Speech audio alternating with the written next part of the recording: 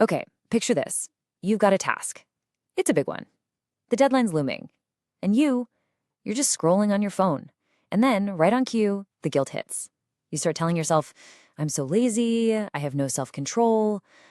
But what if that whole story you've been telling yourself is just completely wrong? The question we all ask ourselves, right? Staring at that blank document, that empty canvas, feeling that familiar dread just building up inside. You know exactly what you need to do. So, why is it so incredibly hard to just start? And this is where our brains go, isn't it? It's our default explanation. We see it as some kind of deep character flaw, a personal failing. We think, oh, if I just had more willpower, more discipline, this would all go away.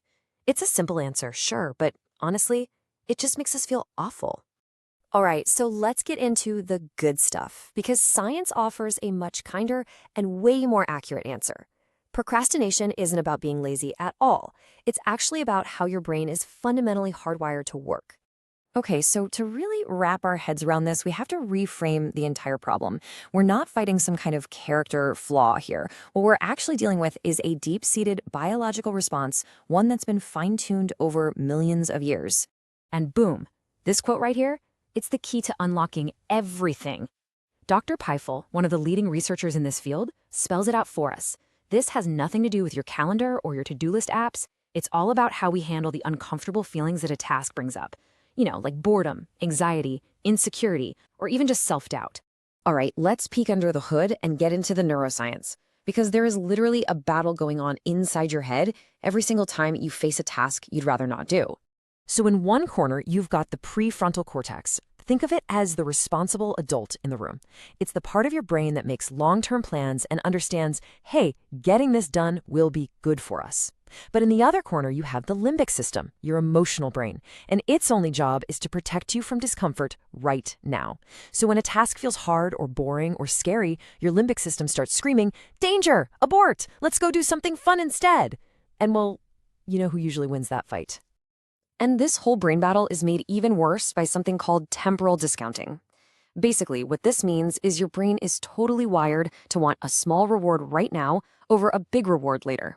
So that little hit of relief you get from watching one more YouTube video feels way more powerful than the distant satisfaction of finishing that project. That little voice that says, future me will deal with it, yeah, that's temporal discounting at work. And this really gets to the heart of it, doesn't it? Our brains evolved to handle immediate threats, like, a saber-toothed tiger. Long-term planning for a 401k wasn't exactly a priority.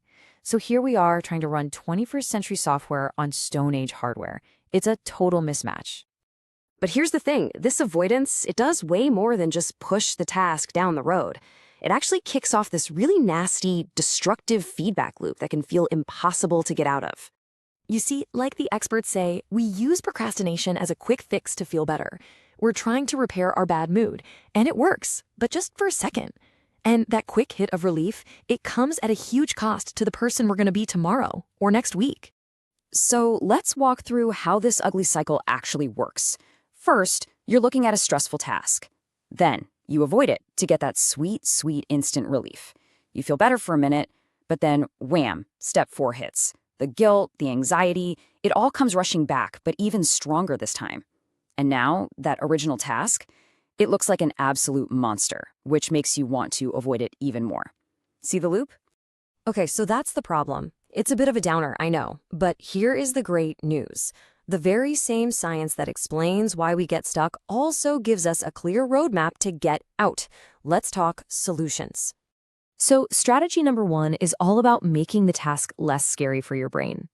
If the task looks huge and overwhelming, your limbic system is always going to put up a fight. So the trick is to shrink the task down until it's so small, so non-threatening that your emotional brain just kind of shrugs and says, oh, okay, I guess we can do that. This is a super powerful psychological trick.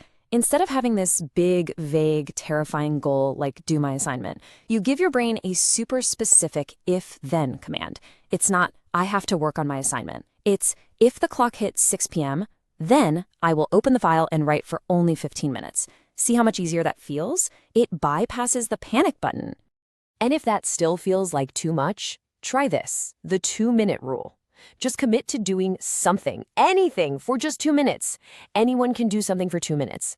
Because here's the secret, getting started is always the hardest part. Once you're in motion, staying in motion is so much easier. All right, so since we know procrastination is really an emotion problem, our next solution has to tackle those feelings head on. This one's called affect labeling, and it is shockingly effective. All you have to do is pause, take a breath, and just ask yourself that question. What am I feeling about this task? Am I bored? Am I anxious? Am I afraid I'm going to fail? You're not trying to fix it, you're not judging it, you're just giving it a name. And that simple act, just labeling the emotion, actually calms down your brain's fear center. It puts you back in the driver's seat. Okay, this last one, it might be the most powerful, and honestly the most counterintuitive one of all. Our default setting is to beat ourselves up when we procrastinate. But what if I told you that all that self-criticism is actually like pouring gasoline on the fire? Think about it. Guilt just piles on more anxiety. More anxiety makes you want to avoid the task even more. And more avoidance, well, that just spins the cycle faster and faster. The research is clear. Students who forgave themselves for procrastinating on an exam were actually less likely to do it on the next one. Self-compassion is the circuit breaker. Self-criticism just keeps the cycle going. I love this quote from Viktor Frankl. The stimulus, that's the urge to procrastinate, that feeling of dread, the automatic response is mindlessly opening up your phone. But in between the two, there's a little space, a tiny moment of awareness. And that space, that's where all your power is. So the next time you feel that pull, that urge to put something off, I want you to remember this. You are not lazy. You are human. Your brain is just doing its ancient job of trying to keep you safe from discomfort. Your only job is to notice that moment, forgive yourself, and then just take one tiny, ridiculously small step forward. That's it. That's where everything changes.